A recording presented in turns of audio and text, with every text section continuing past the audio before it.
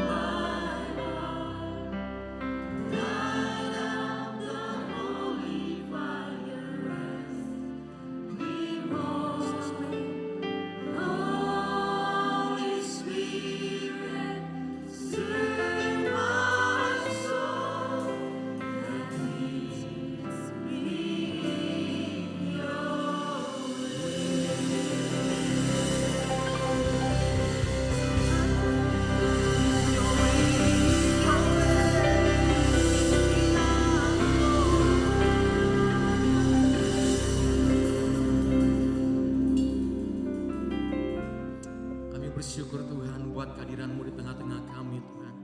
Segenap umat-Mu bersama-sama menyembah Engkau. Segenap umat-Mu bersama-sama memuji dan memberikan yang terbaik buat Engkau Tuhan. Segenap hati kami, segenap jiwa kami, dan kami percaya Tuhan, kuasa-Mu yang dahsyat dicurahkan di tengah-tengah kami. Terjadi kesembuhan, terjadi terobosan, terjadi kemenangan di dalam nama Yesus. Yang percaya bersama katakan amin. Berikan kemuliaan bagi Tuhan kita. Haleluya. Sekali lagi kita berikan sukacita yang terbaik bagi Tuhan kita. Amin.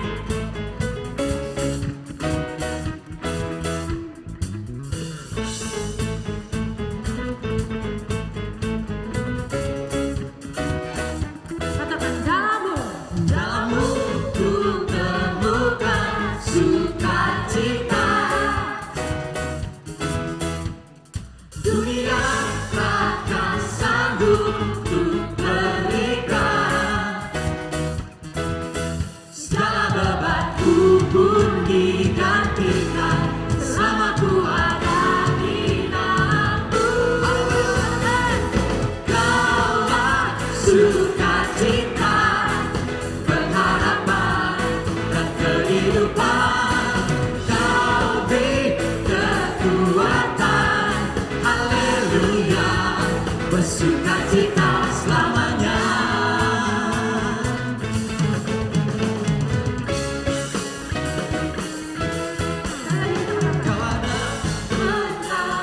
di setiap langkahku. Berikan kekuatan dengan Roh-Mu. Janji-Mu yang telah menuliskan, ku punya rancangan yang indah. Kaulah sukacita, pengharapan dan kehidupan. Kau beri kekuatan. Haleluya, haleluya. Kaulah sukacita, pengharapan dan kehidupan. Kau beri kekuatan. Haleluya, sukacita selamanya. Mari kita bersama-sama bertepuk tangan bagi Tuhan kita yang dahsyat.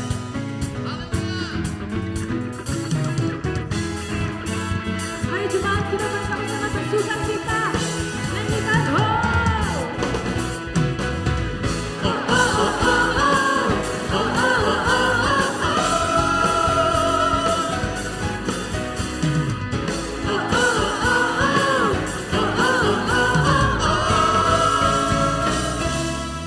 Kaulah sukacita, pengharapan dan kehidupan. Kau beri kekuatan. Haleluya, haleluya. Kaulah sukacita, pengharapan dan kehidupan. Kau beri kekuatan. Haleluya, haleluya. Kaulah sukacita, pengharapan dan kehidupan. Kau beri kekuatan. Haleluya, bersukacita. Haleluya, bersukacita selamanya. Hai MDC Kids, pendaftaran camp kita saat ini sudah ditutup dengan jumlah peserta lebih dari 150 anak. Saatnya kita mempersiapkan diri untuk mengikuti camp pada tanggal 17 Juni nanti. Sekarang kakak akan memberitahukan hal-hal apa saja yang perlu kalian siapkan.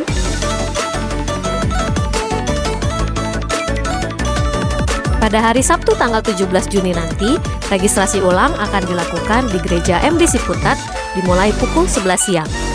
Untuk informasi lebih lanjut, dapat kalian cek di Instagram MDC Kids. Nah, sudah tahu kan apa yang harus kalian persiapkan? Pasti kalian sudah tidak sabar untuk mengikuti camp. So, let's rejoice because the Lord is my banner.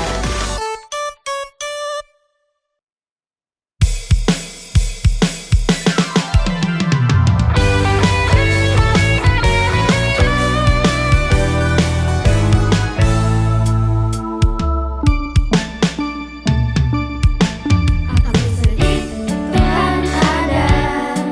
Aku senang, Tuhan ada. Aku jauh atau dekat, kemanapun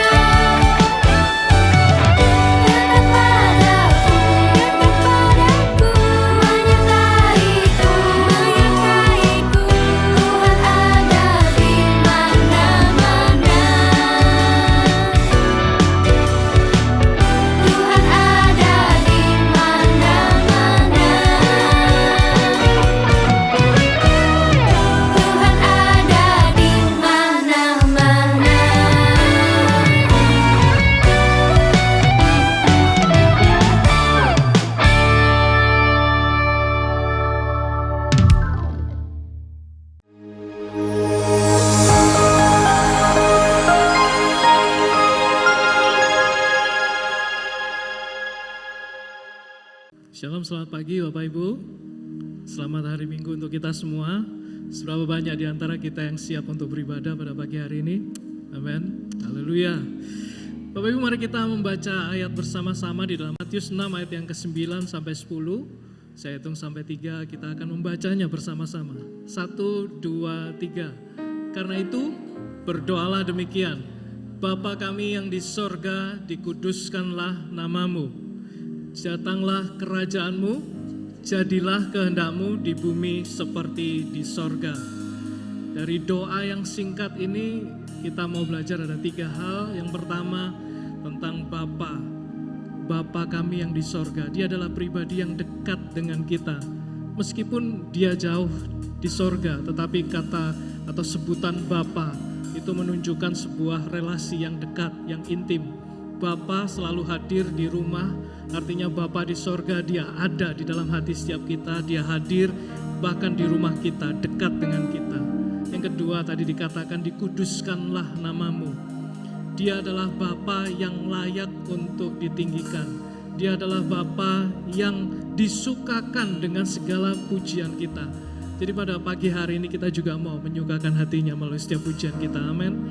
Segala pujian itu akan menyukakan hatinya. Yang ketiga adalah dikatakan datanglah kerajaanmu, jadilah kehendakmu.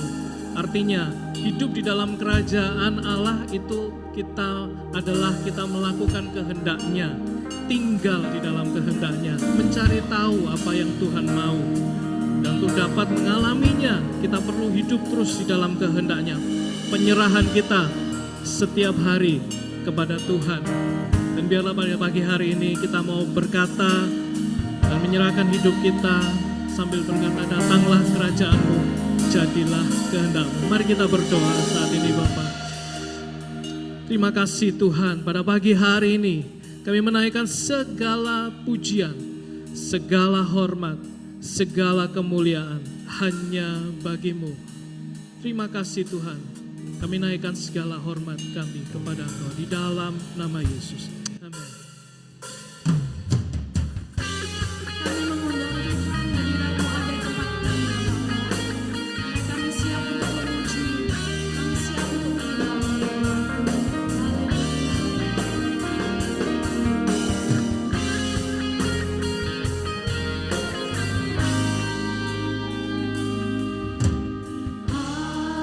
Alam semesta melukiskan kebesaran Tuhan. Bumi dan surga menyanyikan kemuliaan nama-Mu. Hosana,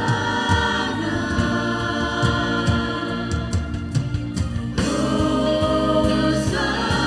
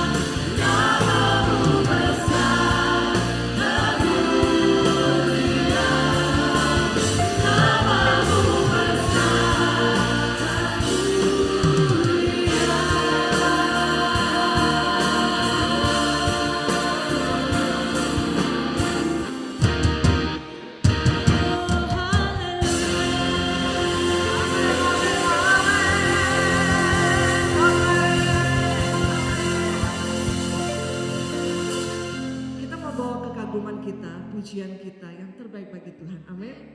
Yang siap memberikan pujian terbaik dan membawanya dengan sukacita bersama-sama memberikan tepuk tangan yang terbaik bagi Tuhan kita ini. Semua yang bernafas, mari kita datang memuji Tuhan. Semua yang bernafas, mari kita ekspresikan penyembahan kita pada Tuhan. Amin. Sama-sama. Praise is to our God. Every word of worship with one accord. Every praise is to our God. Sing hallelujah to our God. Glory hallelujah is to our God.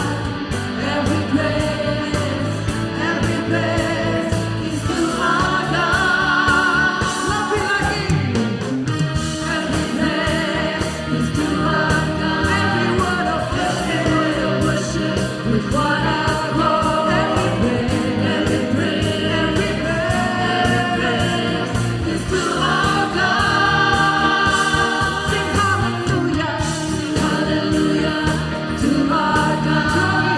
Glory hallelujah is to our God. Every praise is to our God. Lebih lagi katakan. Every praise is to our God. Every word of worship with one accord. Every praise is to our God. Sing hallelujah to our God. Glory hallelujah is to our God. Every praise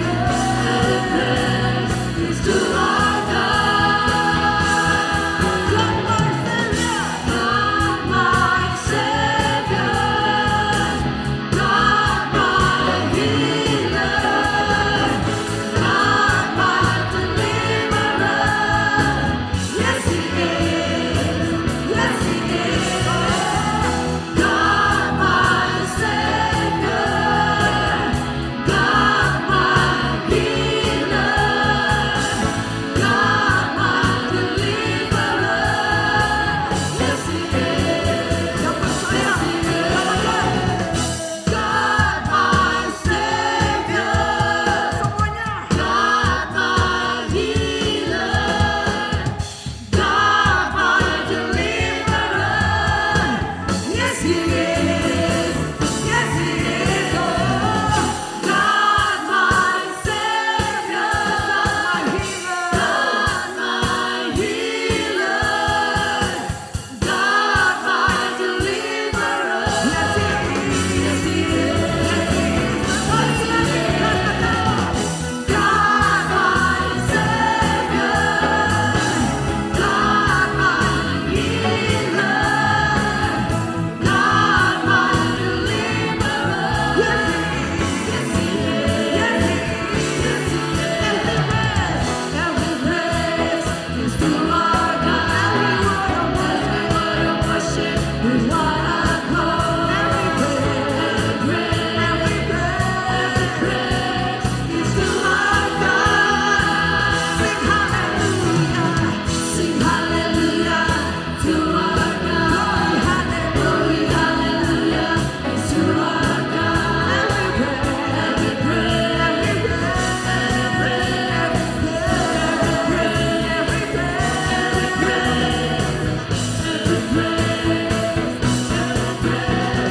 to our God.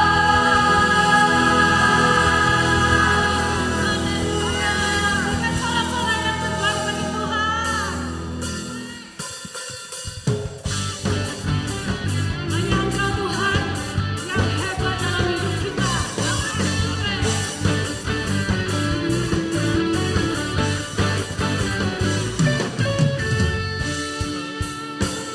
Kau yang hidup di dalamku,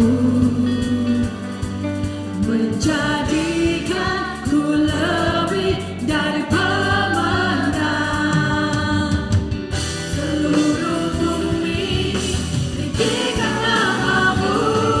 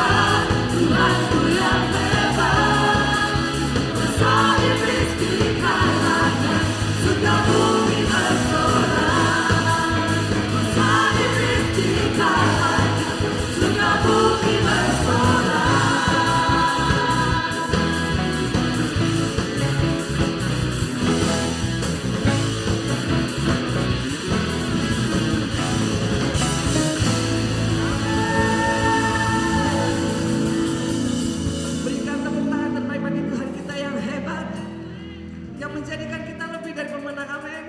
Amin. Silakan Bapak duduk kembali. Haleluya. Tidak henti-hentinya kami mengucap syukur. Tidak henti-hentinya kami berkata terima kasih untuk kesetiaan Tuhan atas hidup kami. Kami telah melihatnya dan kami tidak akan ragu Tuhan untuk percaya dan menyatakan bahwa Engkaulah Juru Selamat atas hidup kami. Kami datang menyembah-Mu Tuhan, membawa hati dan ucapan syukur kami di hadapan-Mu. Walau ku harus berjalan dalam lembah kekelaman, perlindungan-Mu, oh Tuhan, nyatalah bagi hidupku. Tiada pernah sedetik pun, tiada pernah Kau tinggalkan. Sungguh mulia dan sempurna, hanya Kau layak disembah. Yesus, Engkau Juru Selamatku, dalam janji-Mu kemenanganku. Selamanya kan ku nyatakan besar setiamu Tuhan di hidupku.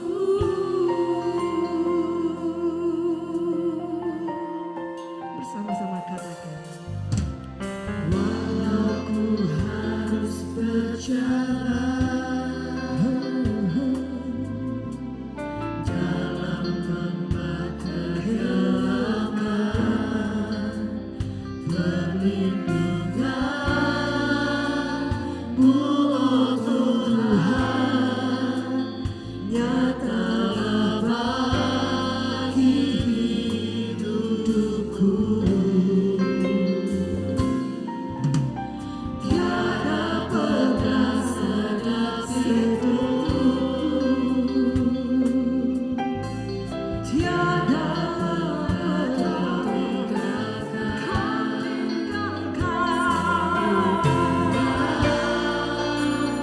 Dan sempurna, hanya Kau-Lah yang disembah. Yesus, Engkau Juru Selamatku, dalam janji-Mu kemenanganku. Selamanya kan ku nyatakan besar setiamu Tuhan di hidupku.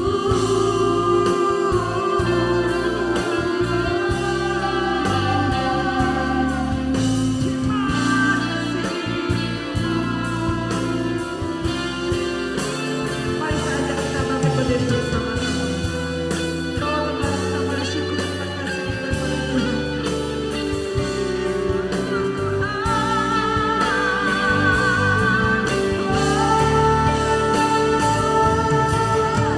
Yesus, Engkau Juru Selamatku, dalam janji-Mu kemenanganku.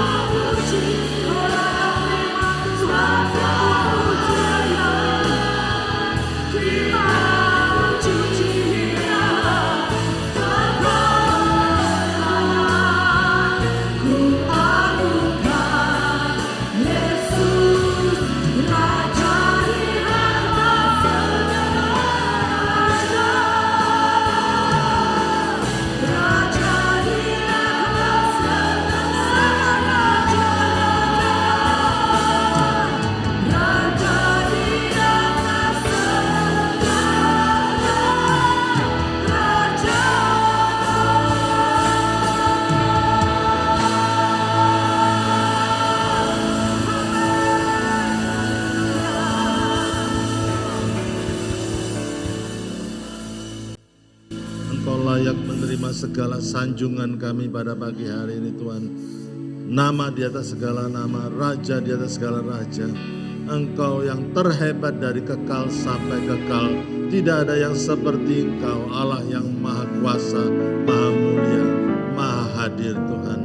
Terima kasih karena Engkau telah membuktikan bahwa Engkau Allah yang setia dalam kehidupan kami Tuhan Yesus. Terima kasih segala pujian hormat Tuhan untuk Engkau pribadi yang luar biasa. Teduhkan hati kami untuk mendengar firman-Mu Tuhan. Terima kasih Tuhan. Pakailah waktu ini Tuhan untuk menyampaikan isi hati-Mu. Terima kasih. Di dalam nama Tuhan Yesus kami berdoa. Setiap umat Tuhan yang percaya katakan amin, amin, amin.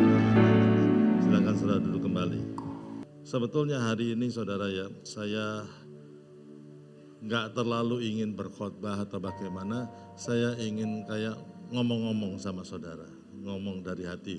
Anggap aja ini ruang tamu dan kita mau ngomong-ngomong saudara. Tema renungan kita yaitu menghormati firman.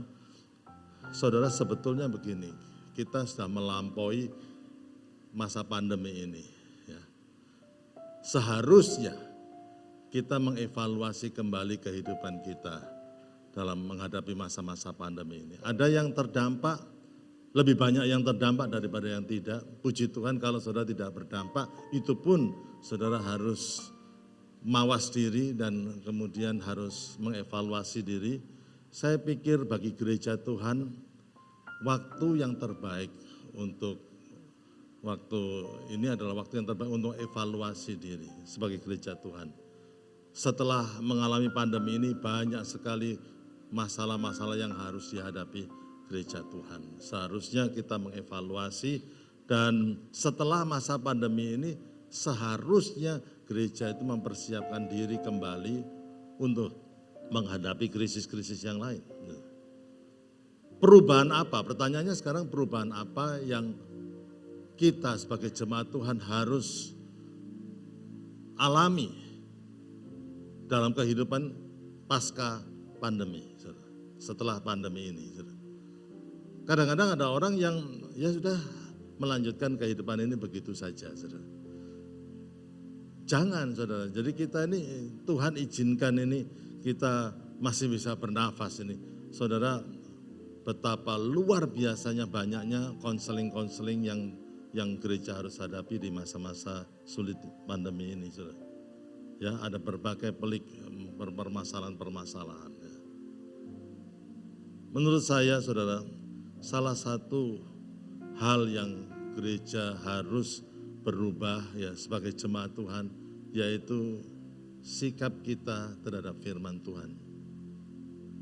Kita bukan hanya pendengar saja, tapi kita harus betul-betul menjadikan firman Tuhan itu pedoman dari hidup kita masing-masing. Banyak orang mendengar, tetapi apakah betul-betul memperhatikan itu two different things. Karena apa, saudara? Gereja itu tidak akan kuat hanya karena punya gedung yang bagus. Betul nggak, saudara? Gereja itu tidak akan menjadi kuat hanya karena karisma pendetanya, tidak. Tidak mungkin jadi kuat, saudara. Gereja itu tidak kuat hanya karena dikhotbahi dengan pendeta-pendeta tamu yang kita undang untuk berkhotbah di sini. Tidak, saudara. Gereja itu kuat kalau setiap jemaatnya itu membaca firman, merenungkan, dan melakukan firman dalam hidupnya. Firman Tuhan itu tidak ada cara lain, saudara. Tidak ada cara lain.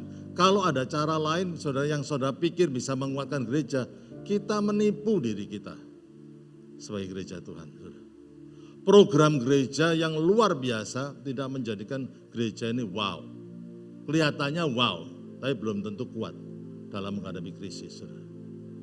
Program-program yang lain. Itulah sebabnya mari kita kembali membaca firman Tuhan, dan mari kita lihat ini, kita baca dulu ya.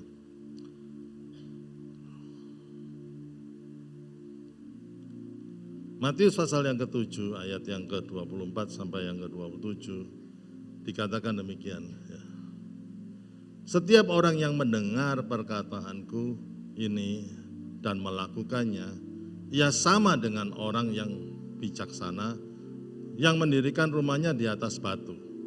Kemudian turunlah hujan, datanglah banjir, lalu angin melanda rumah tersebut, tetapi rumah itu tidak rubuh sebab didirikan di atas batu.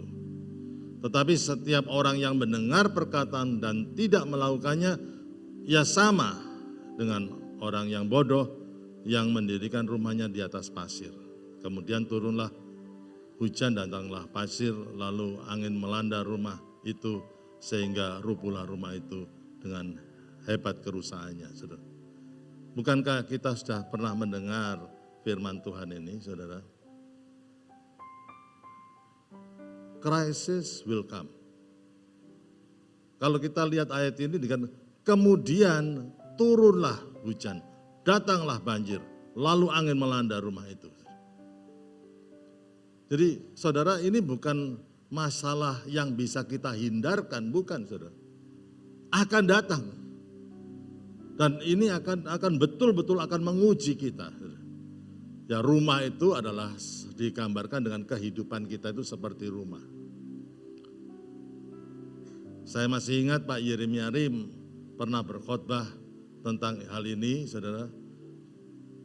Jadi hujan turun itu menguji atapnya, angin datang itu untuk menguji temboknya, dan banjir datang untuk menguji fondasinya.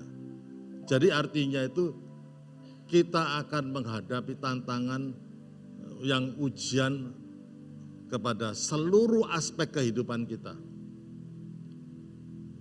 Relasimu kepada setiap anggota keluargamu, relasimu kepada pegawaimu, pekerjaanmu, keluargamu, apa saja, setiap aspek dalam kehidupan kita itu akan mengalami tantangan. Nah, kalau sudah begitu, dilihat apakah kita kuat atau tidak, saudara. Nah itu yang harus jadi pemikiran kita. Karena ada waktu yang akan datang untuk menguji kita, saudara. Jadi oleh sebab itu, saudara, Alkitab mengatakan ya kita perlu untuk mendengar dan melakukan firman Tuhan, saudara. Jawabannya kan terlalu sederhana ya, saudara.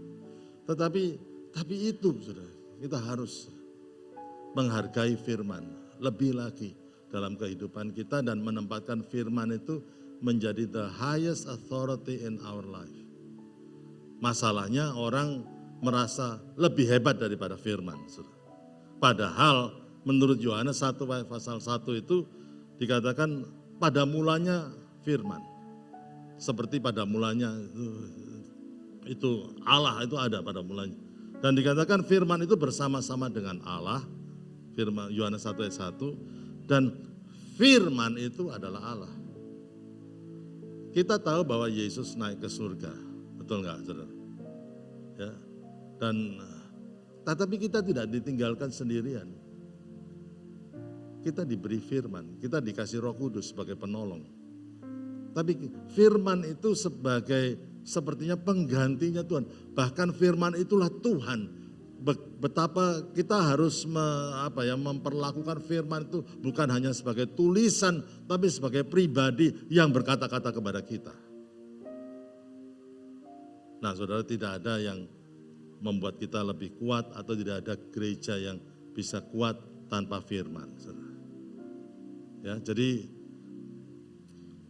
masalahnya itu orang di Indonesia itu bersifat mistis. Tahu mistis? Mereka mendengarkan firman, iya, saudara, tetapi enggak nyantol, saudara. Karena pengaruh mistisisme. Begini, maksud saya begini, saudara ya. Ada keluarga yang bermasalah, saudara. Ya. Terus saya ngomongin kepada suami istri itu, kalau kamu ingin menguatkan keluargamu, kamu harus lakukan firman Tuhan ini. 1, kamu harus lakukan ini. 2, kamu harus lakukan ini. Dan 3, kamu harus lakukan ini. Apa yang terjadi, saudara? Dan tidak dilakukan. Enggak dilakukan, saudara. Dikasih PR itu untuk melakukan firman Tuhan, saudara. Terus ada lagi pasangan suami istri yang datang, saudara. Masalahnya hampir sama lah, saudara. Dan saya pikir kan saya sudah berusaha memberikan homework, PR kepada suami istri, banyak suami istri. Kalau dilakukan aja permasalahannya selesai, saudara. Tapi enggak dilakukan. Jadi saya mencoba sebelum mengatakan prinsip-prinsip firman Tuhan, saya ngomong gini. Tadi malam Tuhan bicara sama saya bahwa kamu harus melakukan 1, ini firman Tuhan, 2 firman Tuhan, yang 3 firman Tuhan. Ditambahi Tuhan bicara sama saya. Apa yang terjadi? Dilakukan, saudara. Kadang seakan-akan Tuhan sudah ngomong sama pendetanya, saudara. Itu, saudara. Nah, karena dilakukan, hidup mereka juga berubah. Tapi apa bedanya yang pertama dan yang kedua ini? Apa bedanya yang pertama dan kedua? Saya kasih firman, ya, tidak dilakukan, ya memang mereka akhirnya tetap ribut. Yang kedua, memang it solve the problem, menyelesaikan masalah di situ. Hanya karena tadi malam Tuhan bicara sama saya. Saudara, bedanya begini, saudara. Kalau pakai Tuhan bicara, ya, walaupun ada perubahan, this couple will attach to me. Terkait dengan hamba Tuhannya, bukan Tuhannya. Kalau mereka melakukan firman Tuhan langsung, mereka akan melihat keajaiban firman. Dan mereka akan menghargai bahwa ternyata Allahku luar biasa. Bukan hamba Tuhannya yang luar biasa. Tapi karena tak tambahin, Tuhan bicara. Mungkin tidak tahu gimana itu. Dan akhirnya memang mereka melakukan, tetapi they are attached kepada pendetanya dan bukan kepada Tuhannya. Saudara mengerti maksud saya, saudara? Itu yang disebut oleh seorang yang bernama John Bevere, itu praktek sihir dalam gereja. Saya bukan menentang hamba Tuhan mengatakan Tuhan bicara, saudara. Ya. Tapi mungkin akhir zaman itu ada satu kursi pengadilan khusus untuk pendeta, saudara, yang suka ngomong Tuhan bicara, dan Tuhan ngomong, aku nggak bicara kok kamu yang bicara. Ngomong begitu, saudara. akan dihakimi gitu saudara. Dan ini bisa memanipulasi seseorang, akhirnya yang dibanggakan itu bukan Tuhannya, tapi hamba Tuhannya. Bukankah hamba Tuhan juga manusia, saudara? Saudara mengerti maksudnya? Ini adalah mistisisme yang banyak kita jumpai di Indonesia ini. Seperti itu, saudara. Padahal Tuhan itu ingin langsung dekat dengan saudara. Pendeta itu hanya fungsinya equipping the saint, memperlengkapi orang-orang kudus untuk bisa lebih dekat kepada Tuhan, melengkapi orang kudus untuk lebih percaya dan melayani Tuhan. Saudara bisa mengerti ya maksudnya. Jadi attachment itu saudara harus langsung kepada Tuhan. Gereja ini adalah fasilitator yang bisa membawa umat Tuhan semakin dekat kepada Tuhan. Tetapi setelah itu, you build your own spiritual life to God. Sebelum itu terjadi, kita tidak mungkin menjadi gereja yang kuat. Kita tidak akan menjadi gereja yang berkemenangan.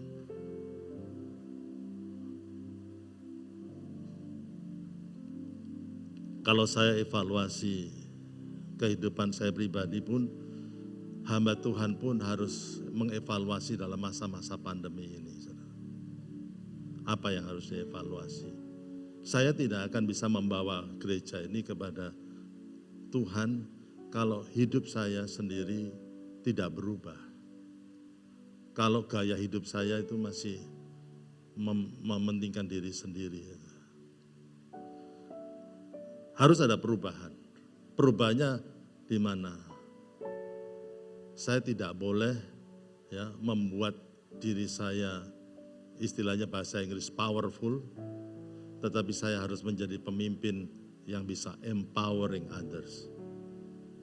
Kalau hamba Tuhannya itu hanya memikirkan untuk popularitas dirinya, untuk membesarkan karismanya, saudara, dan tidak memberdayakan, empowering, bukan how powerful I am, tapi empowering others gitu.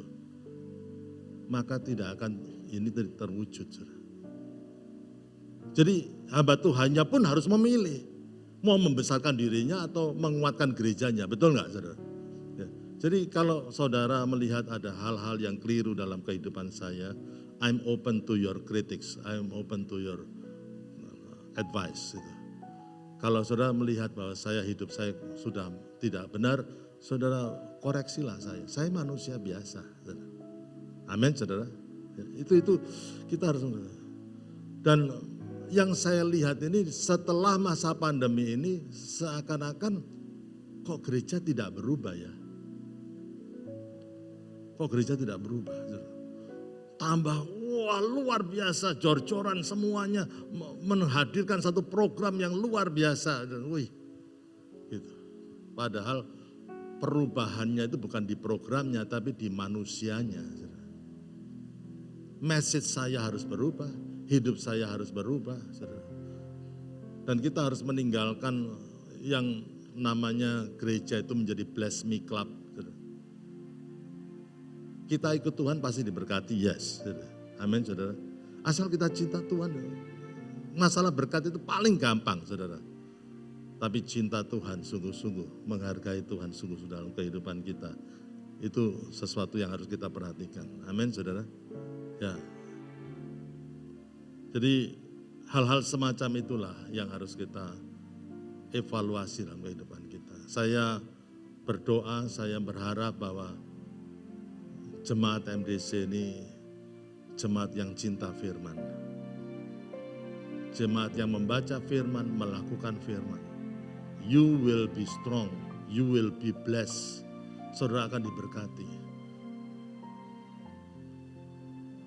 Saya melis gitu tentang, saudara kalau mau tahu ya saudara tentang bagaimana seseorang itu seharusnya sikapnya kepada firman Tuhan itu saudara. Saudara baca Mazmur 119. yang hebat itu Raja Daud, saudara. Itu Mazmur pasal yang paling panjang di kitab Mazmur, saudara. Dan semuanya berkenaan dengan sikap Raja Daud kepada firman Tuhan itu bagaimana. Walaupun dia raja, kalau sudah berhadapan dengan Taurat Tuhan, dia itu seperti menjadikan dirinya kecil. Dirinya itu seakan-akan tidak berdaya tanpa Tuhan. Sikap menghormati kepada Taurat Tuhan itu luar biasa, saudara. Saya ingat zaman dulu, saudara, kalau ada utusan dari raja membacakan berita dari kerajaan itu, semua orang di desa itu akan berlutut, saudara, mendengarkan tanda untuk submit to the word of the king. Saudara. Lumayan juga nih, umur 60 jongkok berdiri, ini mak cenut gitu. Sudah umur 61. Gitu, saudara. Respeknya itu harus seperti itu, saudara. Menghargainya itu. Karena kita menghargai, karena that's your life. Itulah penopang hidupmu. Itu yang memberikan engkau kebahagiaan. Itu yang menguatkan imanmu. Nah itu, saudara. Kita lihat dalam firman Tuhan di Matius 7 tadi, saudara. Pengkontrasan yang besar sekali, saudara. Yaitu orang yang mendengarkan dan melakukan firman itu orang bijak, saudara. Sedangkan orang yang mendengar dan tidak melakukan itu orang bodoh, saudara. Ini firman Tuhan, saudara. Artinya gereja yang memperdengarkan firman Tuhan dan jemaat yang melakukan firman Tuhan menjadi gereja yang bijak. Tapi gereja yang jemaatnya mendengar firman Tuhan dan tidak melakukan, gereja yang apa, saudara? Supaya lebih mantap itu goblok. Betul enggak? Lebih mantap itu, saudara. Sama, artinya sama, tapi lebih mantap aja itu, tekanannya lebih. Jadi pengkontrasan, tidak peduli saudara itu status sosialnya bagaimana. Tidak peduli saudara itu bisnisnya itu bagaimana, saudara. Tidak peduli saudara terpandang di masyarakat itu, saudara. If you hear the word of God dan tidak melakukannya, you are stupid. Period, saudara. Titik, saudara. Keras firman Tuhan itu, tetapi akhirnya kita harus mengatakan, Tuhan, aku ini kan sering kali goblok, Tuhan Yesus. Aku sudah tahu firman, tapi aku tidak melakukannya. Itu, saudara. Sehingga aku akhirnya kena batunya, saudara. Sebetulnya orang jatuh itu tidak langsung jatuh. Orang itu meninggalkan kebenaran sedikit demi sedikit, terus kemudian akhirnya jungkel juga, saudara. Kita kuat karena firman Tuhan. Amin, saudara. Ya. Jadi, saudara, jangan kita meremehkan Tuhan dan kurang menghargai. Jangan sampai kita menjauhkan diri kita dari firman Tuhan. Jangan sampai kita mengabaikan firman Tuhan, saudara. Dan mari pada waktu ini firman Tuhan dinyatakan, mari kita ambil komitmen pada hari ini untuk lebih lagi mengasihi firman Tuhan. Manfaat firman Tuhan, satu, membuat orang lebih berhikmat. Ini ayat luar biasa. Coba saudara bayangkan. Saya ambil dari Mazmur 119, salah satunya, saudara. Firman Tuhan itu membuat kita itu lebih bijaksana daripada musuh-musuh kita. Kalau ditafsirkan di zaman sekarang, kita bisa mengatakan perintah-perintah Tuhan, firman Tuhan itu membuat kita lebih bijaksana daripada kompetitor kita. Nah gitu, bisa juga. Bisa juga. Jadi Tuhan akan memberikan hikmat kepada orang-orang yang mencintai firman-Nya. Bahkan saudara, kita lebih berakal budi daripada semua pengajar guru-guru kita. Karena kita itu pegang firman Tuhan. Kita akan lebih mengerti daripada orang-orang tua. Orang tua yang sudah makan asam garam di dunia ini, Walaupun kita lebih muda, kalau kita pegang firman Tuhan itu, wow. Bahkan Tuhan memberikan hikmat kepada kita lebih dari orang-orang tua. Ini salah satunya saja, salah satunya. Mestinya banyak manfaat firman Tuhan. Saya list dan tidak ada di PowerPoint ini. Di Mazmur 119 semuanya, saudara, ini jadi PR kita, saudara baca firman Tuhan. Saudara. Mazmur 119, melihat sikap Raja Daud. Saudara. Kalau saudara kurang termotivasi untuk membacanya, tadi malam Tuhan bicara sama saya. Ngerti nggak? Menyuruh jemaat semua baca Mazmur 119. Itu adalah saya sihir, saudara.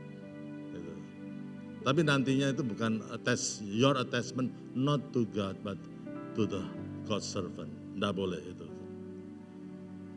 Firman Tuhan memberikan kebahagiaan. Ayat yang pertama. Mazmur 19 menjaga kehidupan kita tetap bersih. Ayat yang ke-9. Menghindarkan kita dari kutuk. Ayat 21. Firman Tuhan itu menjadi penasihat kita. Ayat 24. Penghibur pada waktu duka. Ayat 28.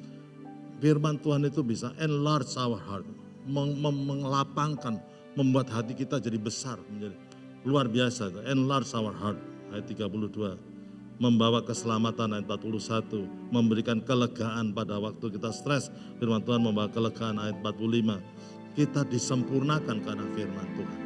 Kita anggap kita ini sempurna, tapi pada waktu kita berkaca dengan firman Tuhan, banyak kekurangannya. Tetapi firman Tuhan itu yang menyempurnakan, saudara. Ya. Dan firman Tuhan menjadi penopang hidup kita. 116 dan banyak lagi, saudara. Sebab itu list, saudara, manfaat firman Tuhan di Mazmur 119. Dan saudara akan menemukan begitu banyaknya manfaat firman Tuhan, saudara. Bahkan pada waktu Raja Daud, saudara, di hadapan musuh-musuhnya yang dia pegang menjadi harapannya itu adalah firman Tuhan, bukan yang lain, saudara. Saudara, firman Tuhan membuat hidup saudara lebih berkualitas. Tanpa firman Tuhan, kita tidak mungkin hidup sesuai dengan kehendak Tuhan. Billy Graham mengatakan begitu. Kita mau hidup sesuai dengan kehendak Tuhan, tidak mungkin firman Tuhan aja tidak pernah kita baca. Saudara. Mari kita belajar. Dulu Alkitab itu kan tebal, saudara, ya. Sekarang Alkitab itu bisa disaku, di handphone disaku. Saudara. Tapi apakah setelah firman Tuhan masuk di kantong kita, apakah lebih sering kita baca? Belum tentu, saudara. Mari kita, karena teknologi itu membuat lebih gampang membaca firman Tuhan, mari kita masukkan firman Tuhan yang disaku ini, kita baca sewaktu-waktu. Ada waktu senggang kita baca dan kita renungkan. Amin, saudara. Dan itu yang akan menolong saudara. Saya mengembalakan lebih dari 30 tahun, saudara. Dan kadang-kadang, saudara, orang berubah itu, saudara, ya bisa karena dituturi orang yang lebih tua, bisa. Gitu. Tetapi saya melihat berkali-kali kalau orang itu akhirnya solve the problem with the word of God, menyelesaikan karena mau taat kepada firman Tuhan, saudara. Itu membuahkan perkara-perkara yang luar biasa dalam kehidupan relasi suami istri, keluarga mereka, orang tua anak, semuanya itu, bisnis dan sebagainya. Mazmur 1 itu hebat. Berbahagialah orang yang merenungkan firman Tuhan siang dan malam. Seumpama apa, saudara? Pohon yang tertanam di tepi aliran air, menghasilkan buah pada musimnya, daunnya tidak layu, dan yang terakhir, apa saja yang dibuatnya akan berhasil. Saudara. Nah, saudara, begini, saudara. Krisis itu akan datang, saudara. Bukan menakut-nakuti saudara, saudara. Tapi kalau berbagai macam krisis itu akan datang, saudara. Ya, kalau masalah di tahun-tahun akan lebih lagi, saudara. Misalkan apa saja yang saudara perbuat itu ada kepastian untuk berhasil, saudara tidak akan takut dengan krisis, betul nggak? Karena Tuhan yang menyertai kita.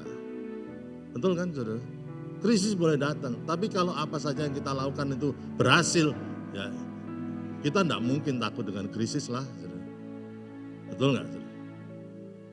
Yang kedua, manfaat firman Tuhan, perubahan hidup. Ini banyak, tapi saya hanya mengutip beberapa hal aja.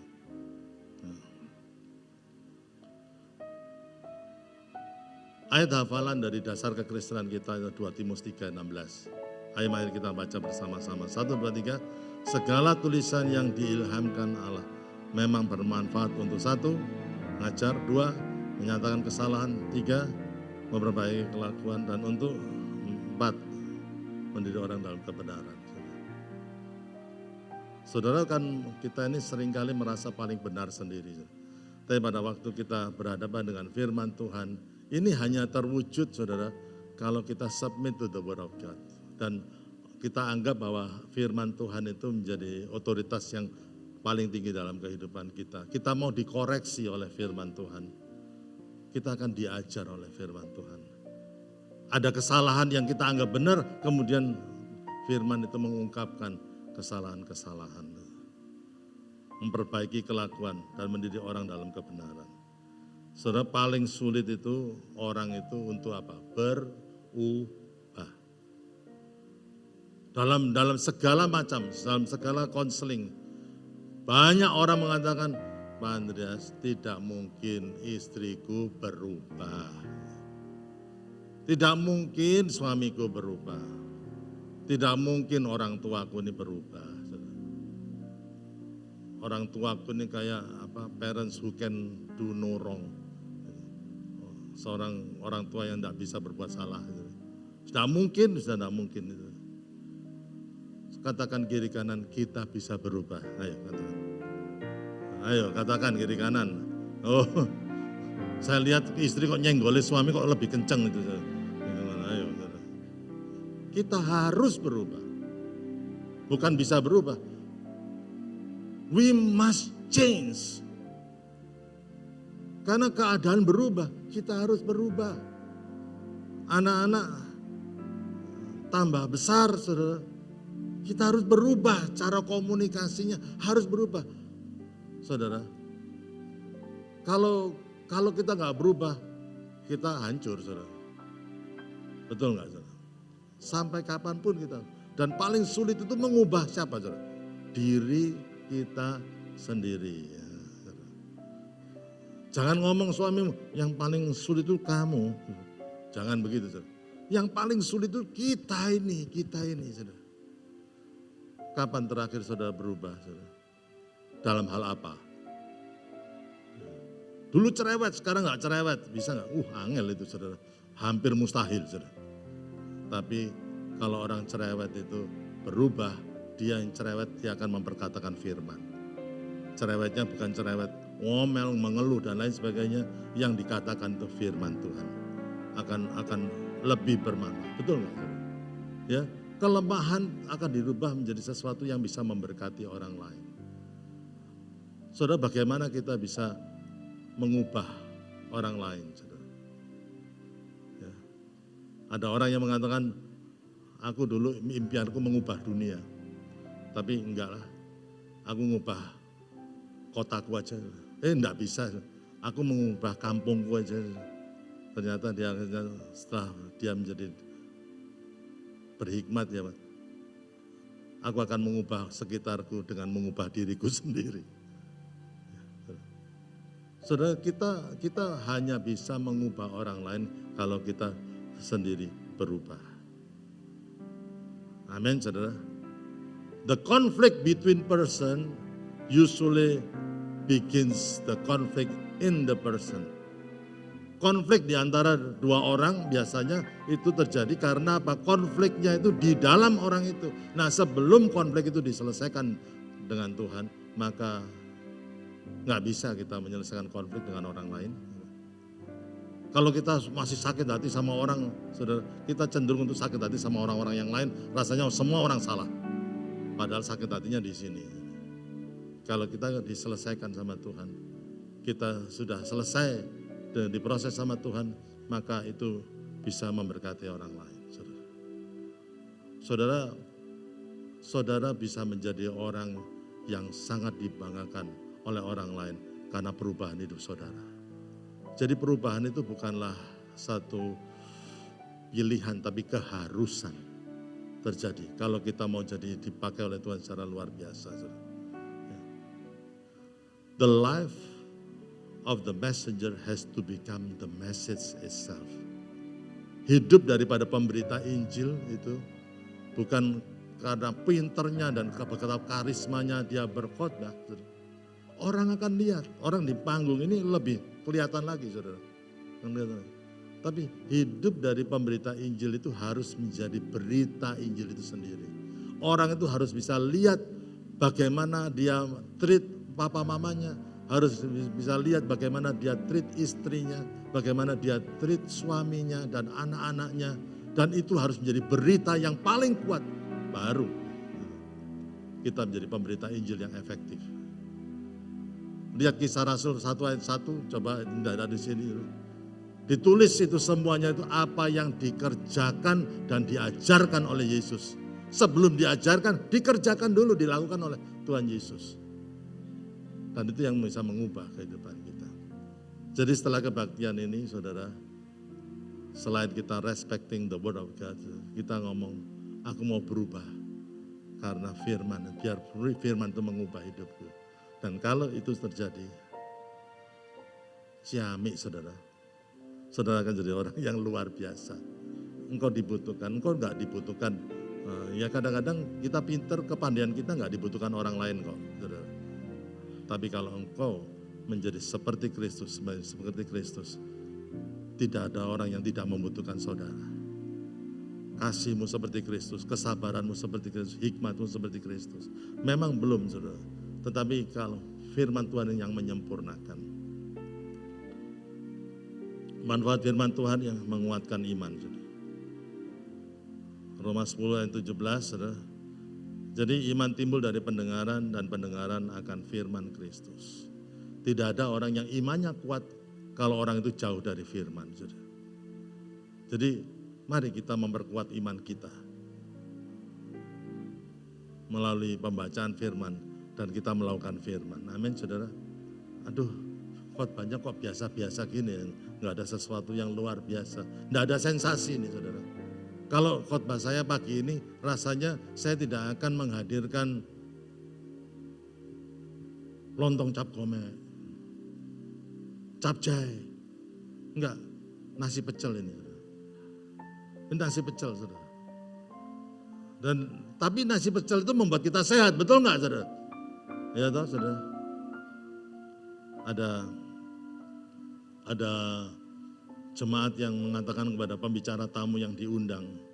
Dan kemudian jemaat ini ngomong sama pembicara tamu ini, Pak Pendeta, saya ada masalah. Masalah apa, saudara?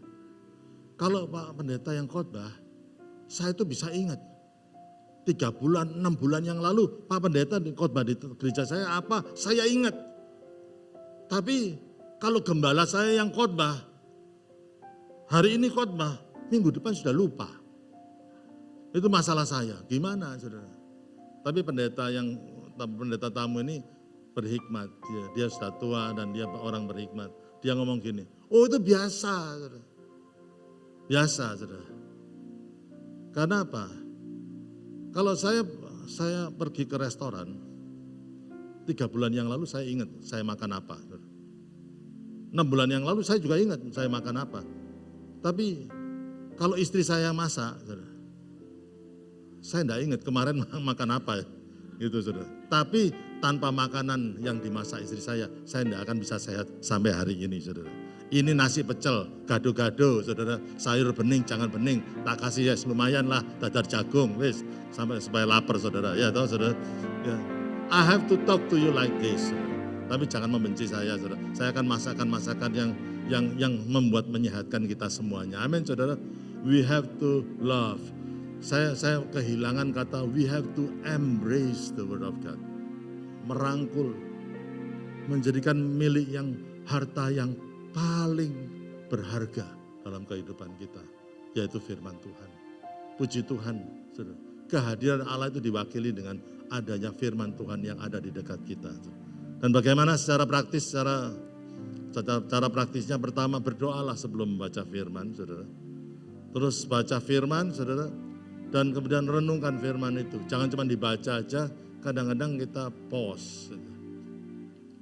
Kita jangan cepat-cepat karena kita akan, kalau kita cepat-cepat kita akan kehilangan banyak hal.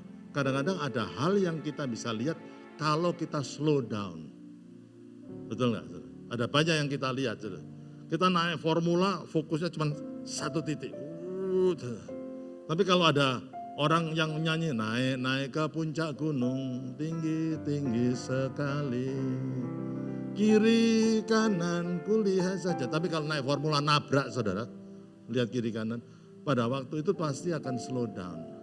When you slow down, you can see things yang tidak bisa. Ada waktunya kita kenceng maju, ada waktunya kita slow down.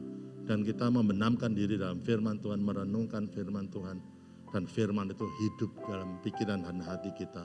Firman itu membara dan hati kita mendadak berdebar-debar karena luar biasanya firman Tuhan. Mencatat firman Tuhan, apa yang dicatat, pengertian baru apa yang aku dapatkan. Apa yang dijanjikan, janji-janji Tuhan yang kita catat. Saudara. Apa perintah Tuhan yang harus aku lakukan. Hal apa yang harus aku rubah dalam hidupku, catat semuanya. Saudara. Dan yang terakhir, saudara, lakukan firman, just do it.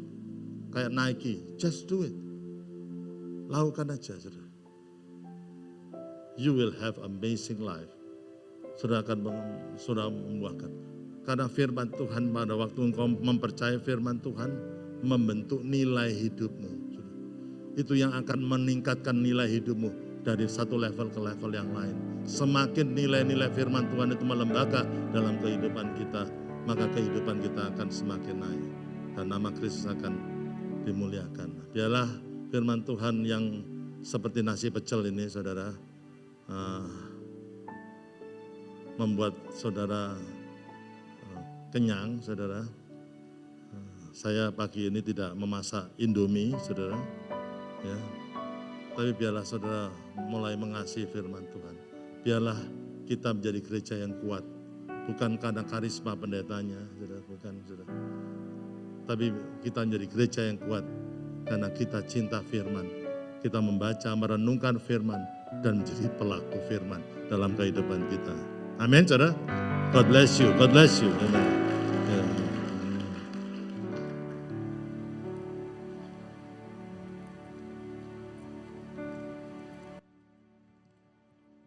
Dan ku berlari padamu, pada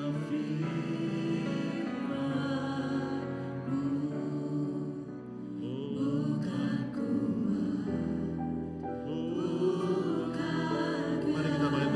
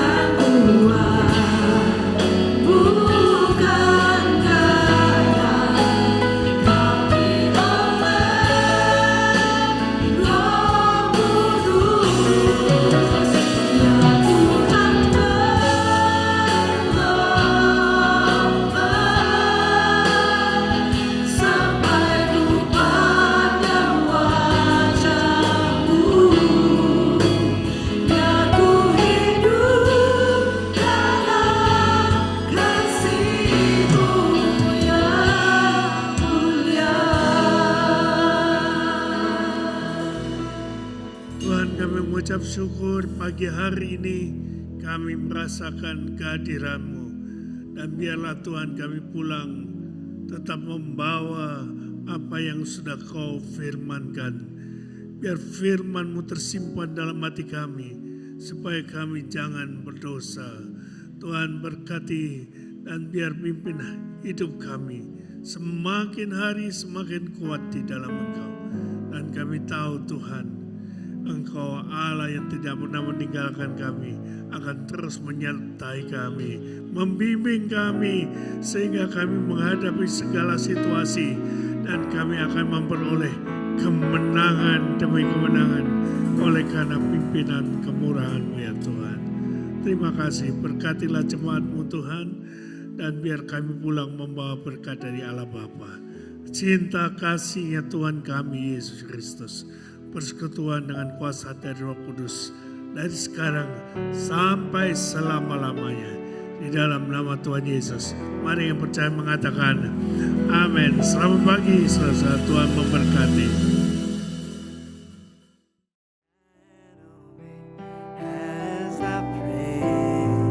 As I pray, let your spirit come upon me. Let your spirit come and fill me. Let it come, let it shine on me as I pray. Let your spirit come be.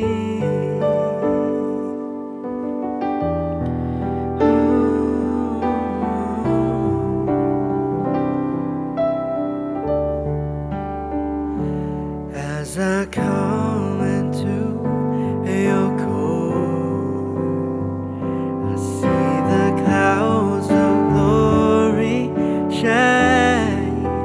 I want to stay. I wanna stay. Let your spirit come upon me.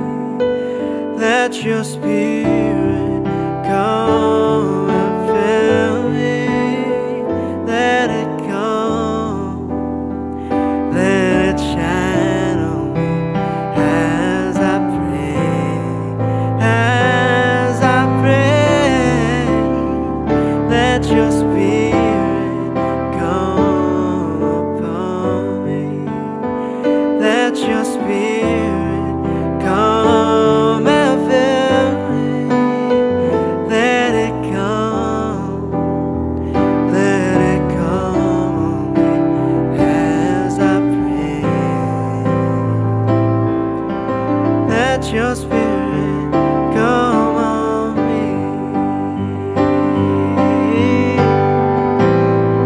Let your spirit come upon me. Let your spirit come and fill me. Let it come, let it come on me as I pray. As I pray, let your spirit come upon me.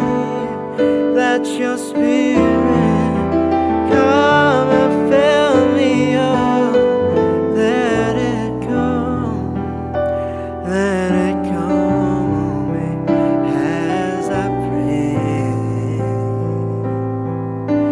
Let your spirit come on me.